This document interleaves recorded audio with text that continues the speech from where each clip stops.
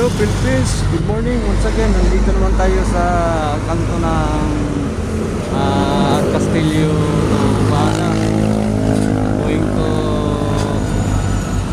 Suela po. Ito na po mga ka-viewers ko. Yan, wala na po yung Caltex. Ito na lang natira. Sinira na nila kasi dito kasi yung landing. Yan, wala na ang Caltex. Actually, itong Caltex nung araw, mobile station ito, mga 1960s. Kung hindi ako nagkamali, mga 64, 65. Hindi pa ito Caltex. Ang pangalan nito ay mobile.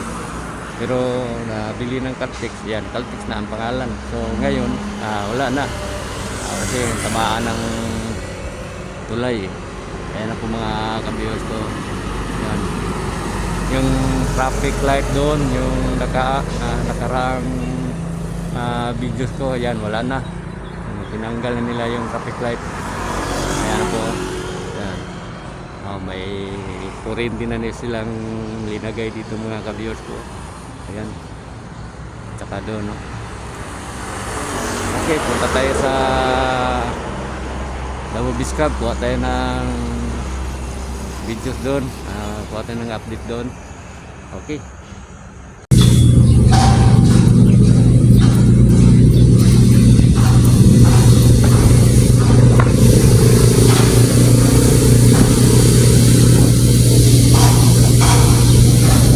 Ayan na po mga ka-viewers ko. Halos lahat ng pusti tapos na. Pero napakaganda ng tingnan. Ano, girder na lang ang kulang itong mga ka-viewers ko. Yan, napakatibay na trabaho nila. So, yan po mga ka-viewers ko. Parang kunti na lang ng pusti ang hindi na tapos. Yan po. Okay, kung bago ka pa lamang sa ating channel, paki-subscribe na lang po. Tapos isali na rin yung notification bell para updated kayo sa lahat ng videos na gagawin. Isali na rin po yung like and share para makatulong na rin sa aking munting channel mga ka-viewers ko. Okay.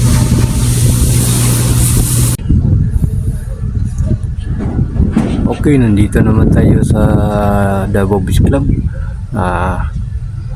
Kuha naman tayo ng panibagong update sa ginagawang tulay. Ongoing Davao Samal Bridge. Ito na po yung sitwasyon dito mga ka-viewers ko. Ayan na po. Yung nakarang araw dito tayo. Kuha tayo ng update. Ngayon, balik naman tayo. Kuha na naman tayo ng panibagong update dito. Ayan na po mga ka-viewers ko. Umangat na talaga yung poste doon sa Samad side. Yan. Kasi nagbuo sila nung nakarang araw. Ayan na.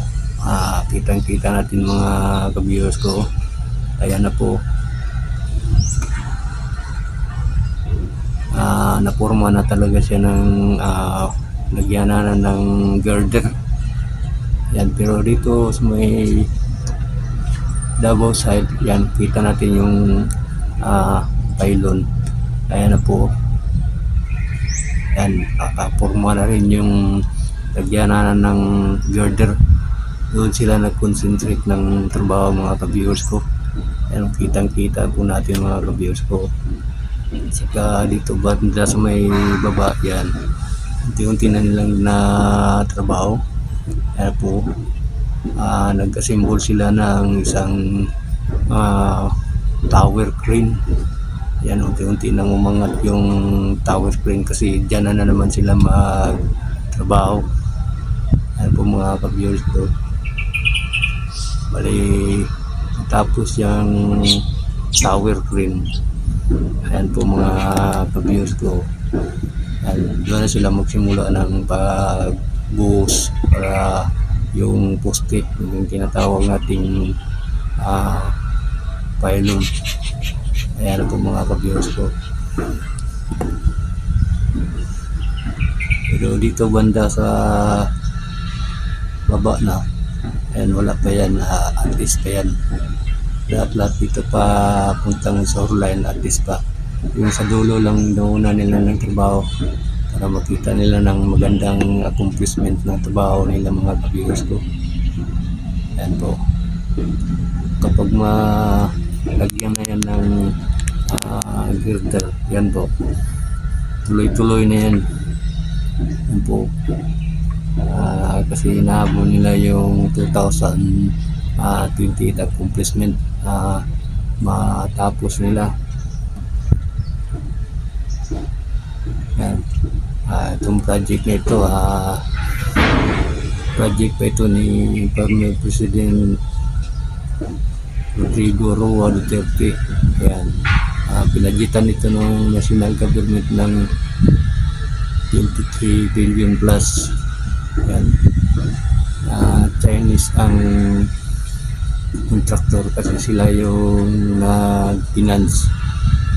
Marami tayong kababayan dito na mga trabante, mga Pilipino workers, skilled workers natin, mga kababayan natin Pilipino.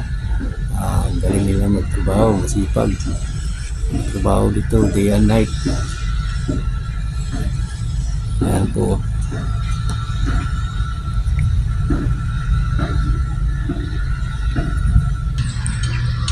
Yung mga kabili ko, dyan banda, wala pa yan, hindi nila ginagawa, bali hindi pa ginagalaw.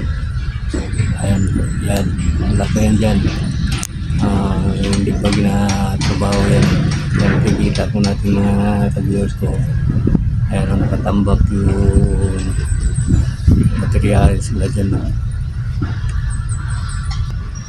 Yan, yung natawag natin na bur sa pangbutas yan eh. Yan po mga ka-viewers ko. Ayan, okay. Wala pa yan.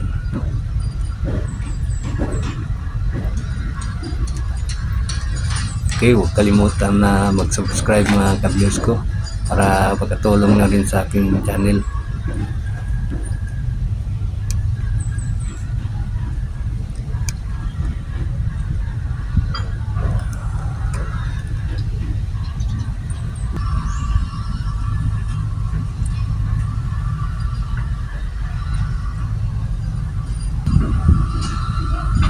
Okay, hanggang dito muna tayo at sana nagustuhan ninyo ang video ko ito. Maraming salamat. God bless you all.